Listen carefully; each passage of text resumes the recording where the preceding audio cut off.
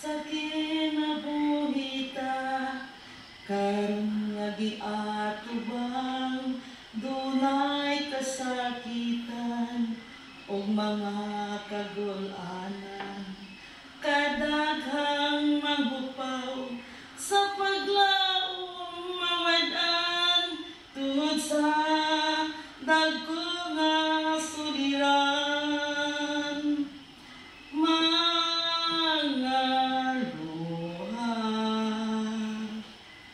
kini pahiran niya, tanang kagul-anan mahanaw ra ining tanan dito sa langit. Ang mga luha pahiran niya,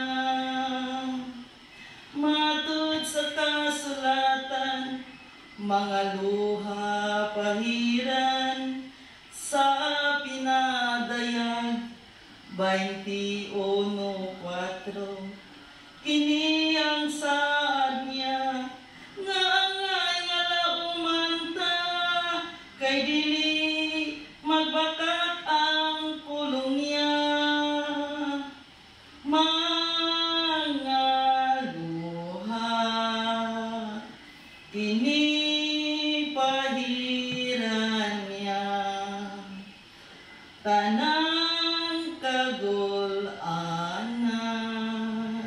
mahanaw ra ining tanan dito sa langit.